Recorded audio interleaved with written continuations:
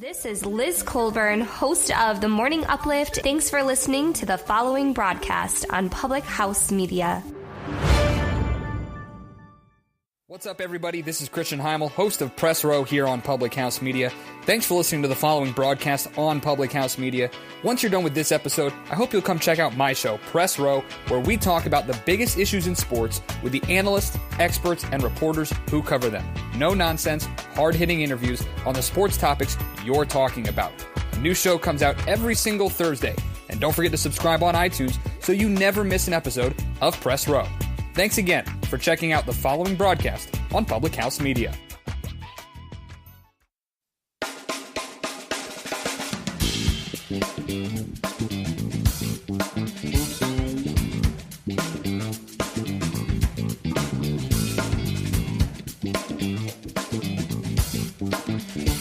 Yo, and hello, everyone. This is Jerry Strauss, and more importantly, this is Hollywood Happy Place. Thanks so much for joining us once again this time out. We are looking forward to a fun talk today, and I'll get into that in a second. Of course, we're talking to one of my favorite people on the planet, Nicole Bilderback. You may know her from classic 90s flicks like Can't Hardly Wait, Clueless, Bring It On, etc., etc. You've been seeing her face on the big and small screen from the 90s on, ever since up to this day and beyond. So always cool to check in with her and her ever-evolving career that we've really been watching for quite some time now. Want to thank you all once again for continuing to follow, continuing to check out each and every episode that we put out. Of course, we are on Apple, we're on Google, we're on iHeartRadio, we're on, I guess, Spreaker. We're on a whole bunch of things that are so beyond me. And that's all thanks, of course, to our team, our friends at Public House Media. What a great family of people. And what a great family of programming, of course. Make sure you go to Public House Media's website and social media as well and check out all the different shows, many of them video. So you're able to not only hear these fantastic people, but see them in action as well. So daily entertainment, daily enlightenment, and education for you as well. So proud to be a part of Public House Media. Also want to thank our friends at Zoom. Zoom conferencing continue to help power a lot of the long-distance conversations I've been able to have with Hollywood-type people all the way over here in Jersey, in the Garden State. So thanks to them for all of the high-tech help that they give us in connecting us to that world and vice versa. So without further ado, again, this is actually interesting because Nicole Bilderback is someone I talked to a few times in the course of my day, my career, so to speak, for different projects. And you can actually find an older interview that I did with her from years ago in the archives of Hollywood Happy Place. It's one of the initial episodes that we put out, but it's actually archived from years ago. So I thought it would be fun to touch base, chat with her in 2018, and see what's going on now. And it's weird because, you know, my commitment to this show is let's keep it light. Let's make it a distraction from all the heavy stuff going on in the world. And unfortunately, in this one, I kind of succumbed, as you'll see, to my own, I guess, feeling of responsibility to touch on some things going on in the world, especially in her industry, in the entertainment industry, where she is in the thick of it. But she's got such a history and such an insight to this sort of thing that I just couldn't resist at least chatting about it for a little bit. So I apologize if things get a little serious there. We acknowledge it on the interview. You'll hear that we both kind of realized where are we going with this, and hopefully you're going to have some fun listening to this talk as well, learn some things, and we're going to have Nikki back. So we're going to catch up with her and do sort of a sequel in the months to come. But this will be a nice refresher course, getting to know one of those faces that maybe you didn't know the name, but I know you know her, and you're going to know her better than ever after listening to this episode. This is my chat with good old Nicole Bilderback right here on Hollywood Happy Place.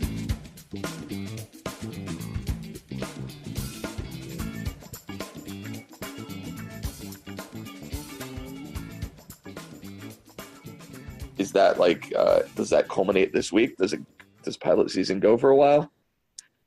Yeah, pilot season. Well, nowadays it used to be that pilot season would start like around late January, and then really pick up February and March, and then towards the end of March is when it starts kind of, I'm not gonna say die down, but most of the shows have started shooting by then. So yeah, so I mean, pilot season, it's like a big whirlwind, a good whirlwind, but now it seems like in the last few years or so, pilot season, what is pilot season now? It's more like it kind of almost goes in a way all year round, but it's not as crazy all year round. So like it gets the busiest for us actors starting in late January, and then for that regular time span that I said. But then but nowadays, really you can read for series regular roles at any point in the year.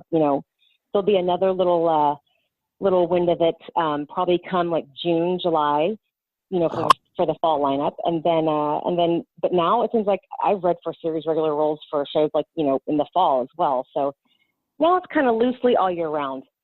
It's really interesting, and we're just going to keep rolling with this because let's pull back the curtain a little bit. This was supposed to be our little pre-recording chat, but you know what? You just said a lot of really interesting things, so let's keep it and keep going if you're cool with that. Yeah, why not?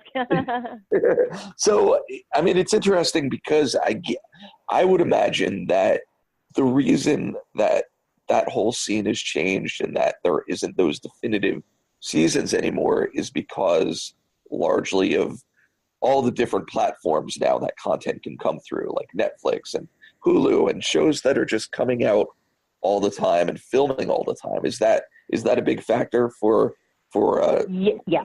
Yeah, definitely. I think that because everything has expanded so much, it's not just network anymore. It's like Netflix and Hulu and Amazon. They've all got they're all basically a network now. Right. So and so I mean, and they're huge. They're banging out all these TV shows, and there's really no set season for that. It's I mean, I've read for Netflix shows any time of the year, during all seasons per se. So, and plus there's not like a set schedule anymore. I think a lot of times for the networks, like NBC, ABC, all the major ones, they tend to generally kind of still stick to this time of year.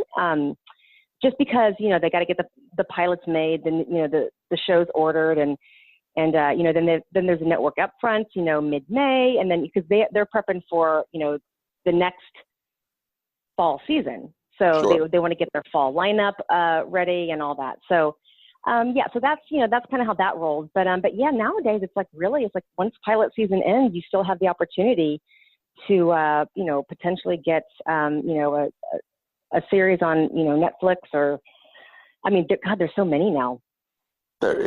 Is that a big factor for you as far as, because you're, and I'm sure, I will talk about this in the intro before our chat, but, you're someone who has been around long enough, and I don't mean that in a negative way, but you've been around long enough, a lot of evolution and changes, and the way things have gone in the business.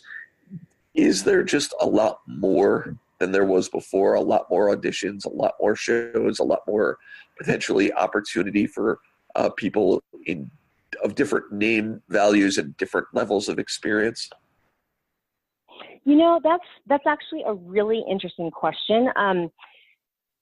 My gosh, myself, I've lived in Los Angeles and have been working as an actress for, gosh, a little over 24 years now. And Crap. it's been, I know, right? I was 7 when I moved out to Los Angeles. But I would, it's interesting because the industry has evolved so much over the last 10 years, or ever since the writer's strike. I would say pre-writer's strike, I found that, when I was like 18 to like, late 20s or early 30s, for me personally, for me, I've been very lucky to have, my career has always been active. I've always, gotten the opportunities. Auditions have always been really active for me. But I would say that, now because the industry is so different, that, and what I mean by different is, just like, like we said, there's so much content that has changed and expanded, and there's been so much, the casting process has actually, really changed a lot in the last, 5 years, 3 to 5 years at least. And so yes, there is, I wouldn't necessarily say, in some ways there is more opportunities, and in other ways I feel like the opportunities have become a little more limited, and that's due to the casting process, because this business is very political. There's a lot of direct offers going out. There's a lot of just direct offers to names, but then there's also a lot of things are shot on location now too, and now they're starting to cast local hire only, versus before, it'd be easy for me to get a show that's shot in Vancouver or New York, but now that, or Atlanta now, and Chicago, they're shooting all these shows everywhere now. And now it's like they're hiring more local hires, so they're not hiring as many LA actors and flying them out anymore. That's interesting. So it's interesting. Yeah. So, I'll still go out on a lot of auditions, but, I'd say a good portion of them, some of them that I go out for, they either have already, there's already an offer out, and they have to, do their job, do their due diligence, whatever, and still have a session, or they're hiring locally, and, they'll put some actors on tape or whatever, but really they're, to save money. A lot of it's budget related. They're trying to all find ways to save money where they can. And so they'll hire local hire for a lot of recurring roles and things like that. So, so it's a hard one. There's not really a straight answer for that. There is a lot of opportunities, but, like I said, due to the evolution of the casting process and the evolution of how our industry has shifted so much, that in some ways it's also has become a little more limiting in terms of actually booking work and being an LA based actor. So it's interesting. It's definitely a journey.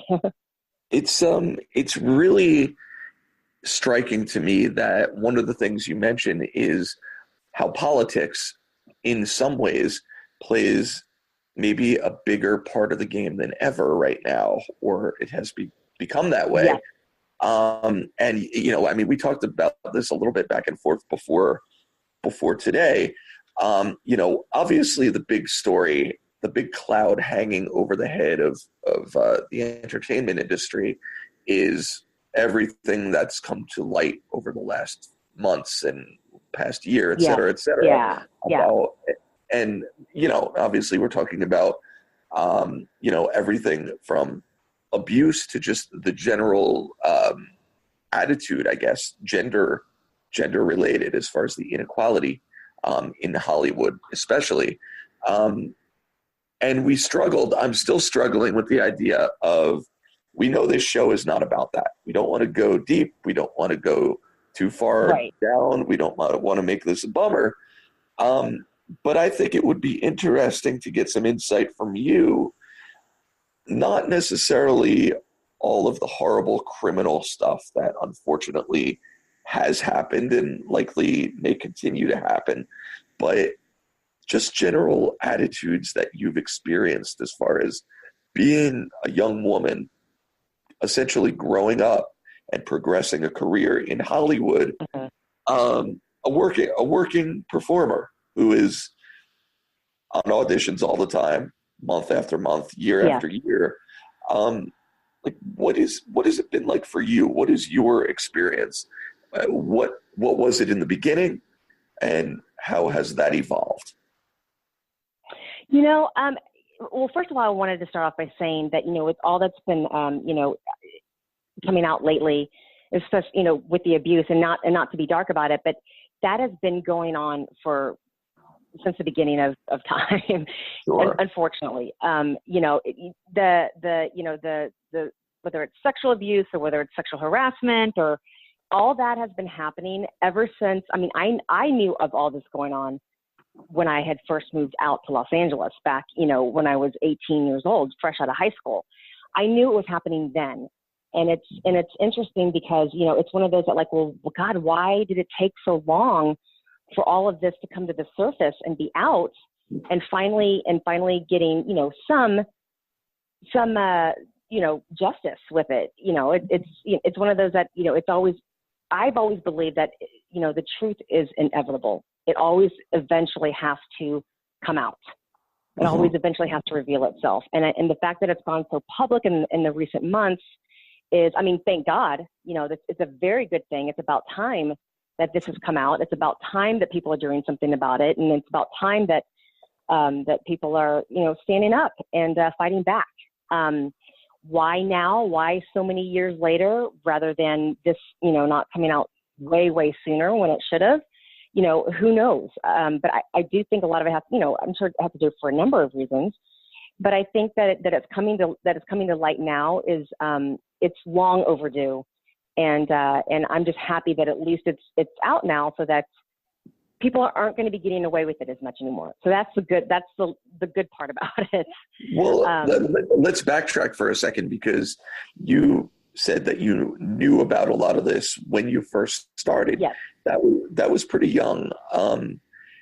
How did that affect you? Because now you're kind of walking into this lion's den. You're 18 years old, and you're walking into this business and kind of placing yourself in danger, theoretically. Is that something that kind of affected and concerned you on a day-to-day basis? You know what? No, it didn't. Not back then, at least. I mean, sure, it was in my mind. And it's something that thankfully I was smart enough and strong enough to know that that's not a situation or position that I ever wanted to be in. And nobody does. My God, who does? Sure. But, me personally, knowing that it was there, sure, it's very, it's intimidating, it's daunting, but yet it didn't affect me so much that it was going to stop me from still pursuing my dreams and doing what I wanted to do, So, and I was actually fortunate. I was very fortunate. I had, I'd never been put in that. I mean, I've been in situations before that have been uncomfortable, but certainly not to that level. Mm-hmm. And I think that, a lot of these people, they were put in, a lot of these actors, it's actresses and actors. It's not just females, it's been both, it's male and female. I think that's important that people know that. And that it hasn't just been these, these female stars it's not just the female stars that are coming out. It's happened to men as well. It's more of a power inequality than a gender one. Yeah. Absolutely. Absolutely. Totally. And I think, I always knew it was there, and that's, that's not, it's very daunting, but it's one of those that I think that, for me personally, I was fortunate enough not to have been put in situations to that extreme, thankfully. Mm-hmm. And so I got lucky. It's ironically enough, there's certainly, there's one film, and I'm not going to, name any names or name any specifics. However, but I remember a long time ago, I was up for a lead role in a big movie. And I remember, and then, I didn't get it. And then another actress had gotten it. And then lo and behold, like a week or so, a couple of weeks later after they started production, I get a call from my agent, and in a nutshell, it was a situation where things, weren't working out with that actress. And so they were calling to get my quotes and, try to, potentially start making plans. They were asking for my availability, how fast, to get me, I could possibly be flying out within a couple of days. Wow. to where the movie was shooting.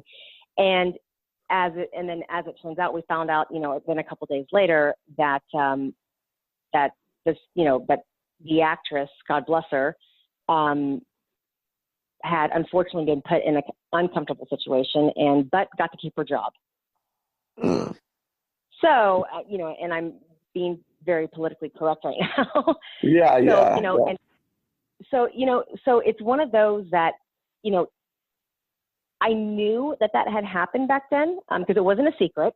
It's not like these were just rumors floating around. I mean, it was kind of, it was known. It was known. Even my agents knew what had happened. And so, now looking back, I sit there and I go, wow, I was really, the higher forces that be, whether you want to call it the universe or God, I was being protected. You know what I mean? It's like, had I gotten that, had I gotten that role and had gone out there, then, God only knows, but I've been in that same position. So I was saved, if you want to look at it that way. And, it's like everything happens for a reason. And God bless her that she unfortunately had to be put in that position. But so in that, and I've been one of the luckier ones. However, not to say that I haven't been put in some uncomfortable situations, but I think I always managed to sort of gear my way out of that. Either not caving in or not putting, I had pretty good senses, you know what I mean? And I think that, I guess I somehow dodged it going too far. So. Right. I mean, it sounds. And being that young, yeah, too. I mean, it's interesting because so many of these stories are so extreme and they're horrible. Oh, yeah. But you have to imagine that there are lower levels of this type of behavior and maybe sort of more subtle advances and things of that nature, probably 100-fold times what we've heard about, that are just kind of a part of the everyday culture and probably have been for years. Do you think that's sort of kind of a more regular? Oh, God, yeah. Yeah, you know what? And here's the thing that I think people need to realize is I think, the public, society, just people that are hearing about this on TV and all the award shows and the entertainment shows. And it's like, a lot of them, it's easy to be, an onlooker and think, oh, why did all these women, why were all these celebrities, why did they cave in? If you think about it, it's like, oh my God, this is their careers that were being messed with. Their careers were being threatened. Sure. And it's like, and when you're a human being, I don't care if you're an actress or not, when you're passionate about something, and when it's your dream to be a lead in a movie, it's your dream to star in a TV show, and that's being threatened. That's terrifying. It's absolutely terrifying, thinking, oh my God, this could make or break me. Yeah. And so it's like, you have to have, compassion that, my God, that's not okay. It's just not okay. And it's disgusting. And it's to mess with people's lives like that is just beyond my comprehension. And yet it commonly so happened frequently. And still does, although I certainly hope it's going to calm down now that it's so public and that people won't be able to get away with it as easily anymore. Well, I think the other thing that people have blinders on about is the fact that the media likes to sensationalize your industry, but it feels pretty safe to say that this goes on in a lot of industries, and a lot of people are similarly silent for the same reasons, because whatever line of work they're in, if you've worked hard for success, you don't want to put it at risk. So it's got to be a constant battle. Absolutely. Yeah. This is, you're messing with somebody's life, like a career, career and financial reasons, wanting to make money and be able to support yourself. And it's, I'm sure it happens in, with lawyers, wanting to make partner in a law firm and whatnot. It's happening in all industries. It's certainly not just the entertainment industry, but I think it takes the entertainment industry, which is such a massive influence in today's world, it takes the entertainment industry to be, highlighted, that, to make it out so much. But, so hopefully, that this will only be to everyone's advantage in a way, to help, like, hey, people, stop the bullshit. Like, let's cut this out. Like, it's not okay to mess with people's dreams, to mess with their lives, their financial situations, potentially, So, so I'm glad you brought that up, because it's true. It's happening in all businesses, not just the entertainment biz. So let me ask you this, because you've obviously been on a lot of different types of sets, and, many of us remember you from sets featuring some of the young hot stars of the time, going back to the 90s, Can't Hardly Wait and Clueless, and et cetera, et cetera.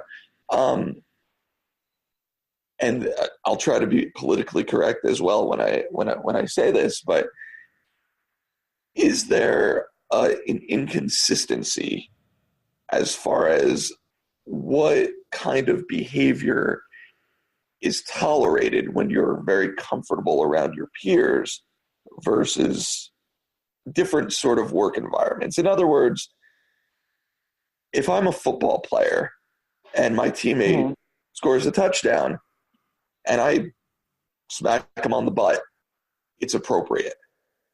If I do that to my coworker at the bank, not cool at all. So right. I guess because I get the sense that there is maybe a very big comfort level, and I'm not talking about the harassment, I'm not talking about the abuse or any right. any of these. Yeah. But I'm just saying, as far as sort of more low level demeaning behavior that maybe some people look at as demeaning, some people look at as offensive, and then some people don't. Do you think there's an issue perhaps with sort of the rules that people should be playing by when they're kind of in that world or on set or whatever the case may be? Yeah, you know what? That's an excellent point to bring up. Because, I agree with you. Like, in sports, they hit each other's butts all the time and nobody thinks anything of it. Because I also think, it's certainly not taken that way either. Versus if you were at the bank, and somebody does that, it's probably going to come across a little odd. Right. And and as far as being an actor, and when you're on a set, when you're on sets, it's more casual. There's a ton of people around. So, a touch on the butt, is probably, depending on, I really think it just depends on, the situation. Like, are your co-stars, are you close with your co-stars? As an actor with myself, if that would happen to me, like, yeah, I'm sure I've touched butts on set, they're probably my friends that I've, were close to and worked with. So of course it's not going to be taken that way. So I think that to lay it down, I think it depends on the comfortability level of the interactions of the people that you're working with. You know what I mean? And I really do, because, like, if let's say if I'm working with one co-star and, that we share some butt taps and it's funny and we laugh and we hug and it's, certainly not at all taken in that way. But if there was somebody that maybe I didn't know very well that I just met and he butt tapped me, I would probably, be like, oh, okay. So, right. I really think it all depends on the comfortability level. However, it's interesting though, because I do think there are certain environments where it may not be appropriate, like you said, using the bank or, in an attorney's office or, so it's like, when is the line crossed? You know what I mean? Yeah, exactly. Like, it seems so subjective, and I guess really that's the same anywhere. But the reason it's so striking with all these stories coming out is it feels like there's a lot of things surfacing from years and years ago that it feels like, almost like in certain cases, that subjectivity is not necessarily being taken into account. Like suddenly, right. You look at the behavior being reported, and this person is now, in some circles of media, being looked at as a criminal. even if they haven't been Right. tried or whatever the case. But I think there's also a responsibility to kind of look at the context of it at the time. And Yes, exactly. I 100% agree with that. Because you know what, like I said, everything is in context. Everything is in with what the intention was, and it's like I think people need to, on the flip side, evaluate, like back then, like was that really intended as sexual harassment, or was that truly a lighthearted, friendly tap? It absolutely deserves to be evaluated. It's like a lot of people can easily abuse a situation and make an accusation that could really harm somebody's career, really harm somebody's life who is the accuser. And it's it's like so there is that flip side as well. And in all fairness, it's like you have to kind of go, okay, so is this one actor or producer, were they really harassing their co-stars, or and of course, again, excluding the obvious one, where situations were to the extreme. I mean, I'm not talking about that. I'm just talking about, the friendly, context of what could have been misread. You know what I mean? So it deserves evaluation as well. Yeah, absolutely. And I think that's sort of where things eventually need to go when things calm down and maybe these stories aren't automatically clickbait and aren't automatically front page news just because there's a few keywords attached. Exactly. Inevitably, people have to be judged fairly, good or bad. Oh, without a doubt. Without a doubt, for sure. Yeah. Yeah. I don't know how we got so deep into this, and I'm so sorry. What a bummer. You told me this was Hollywood Happy Place. Come on now. I know, man. We're going to have to, well, here's the cool thing. So it's pilot season. So I know before long you're going to have like exciting things to talk about that you probably can't right now or aren't in a position to yet or whatever. So we're really just, this is like Back to the Future 2, okay? Like it was great and all, but it's really just there to set up Back to the Future 3. Exactly right. So it's a good but very weird way to set the table for what will be a happier conversation down the road. But what is there anything that you are excited about these days, or is it all top secret? Is there anything? Well, yes. Well, just to, with it being pilot season, there is a few opportunities that hopefully next time we talk, I will be, we'll be able to say, hey, check out my show. But so that's exciting. However, there is a couple things that I've got coming up this month, actually in February. The first coming up on February 14th is a great innovative new show. It's called This Close. It's gonna stream on Sundance Now, I believe, and it's an incredible cast. It's it's Shoshana Stein and Cheryl Hines and Marlee Matlin's in it as well. It's a bunch of fantastic actors, and it's truly a special show because the two leads, who are also the creators of the show, happen to be deaf, and so the episode that I got to guest star on, that I was honored to be a special guest star on, it focuses on, they bring in other actors who live with disabilities, and they get to kind of share their stories, and so it really brings to light and expands, it brings the attention to people's minds of what it's like to be an actor that, and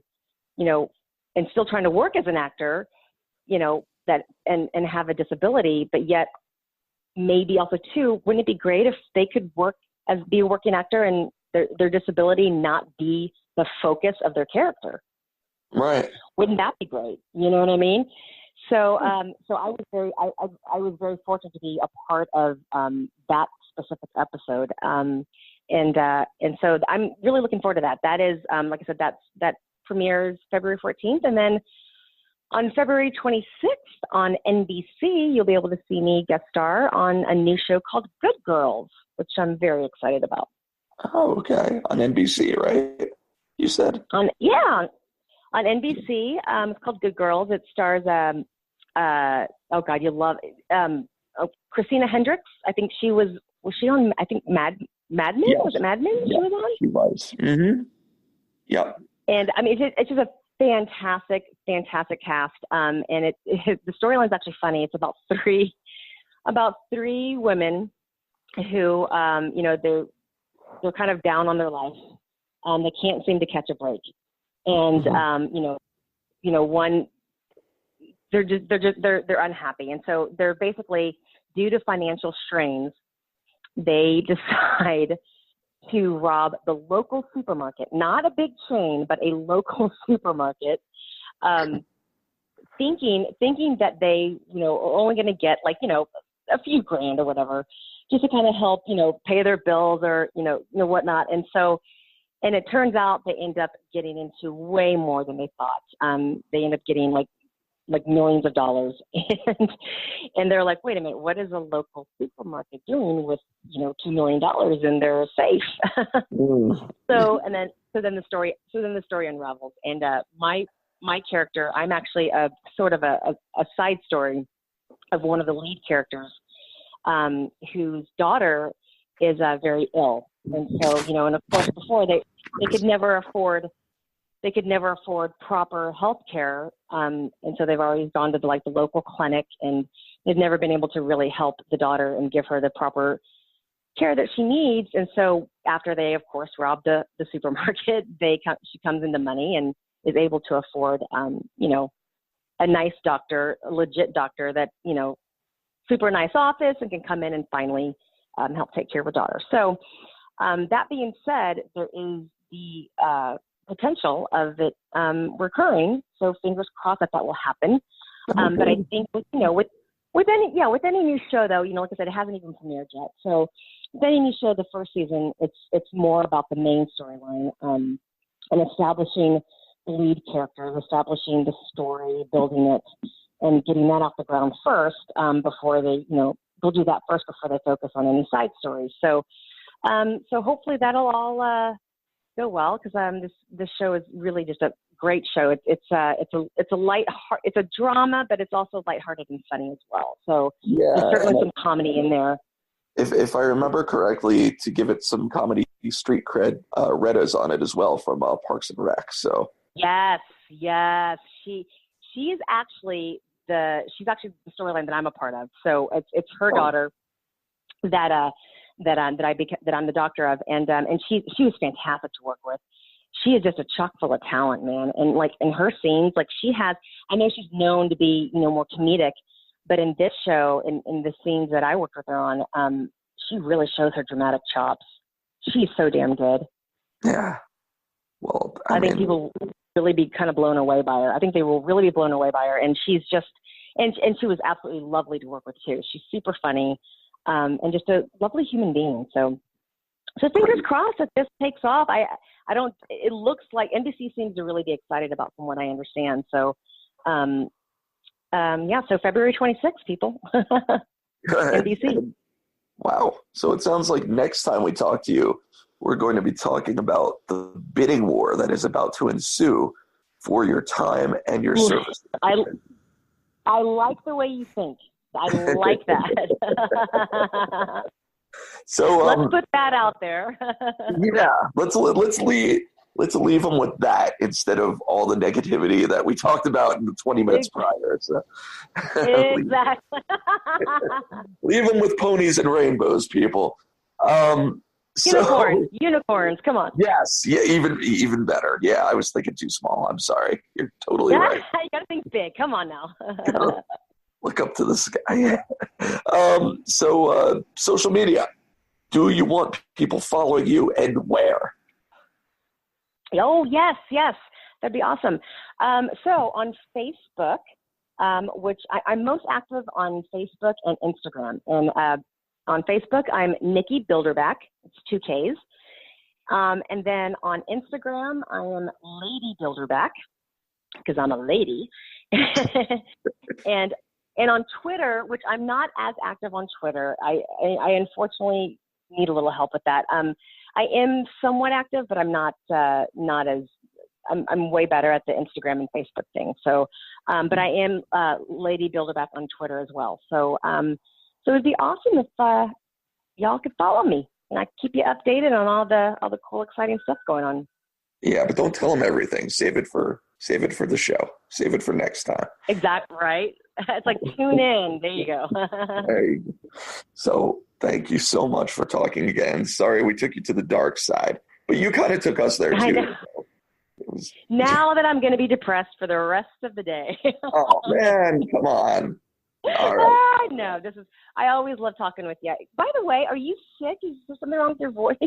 Yeah, you know what? I lost my voice seemingly 3 minutes before we spoke, and I did not expect it. Oh, stop it. You did not. I did. It just kind of went, and I was like, well, we're going. So I apologize for that.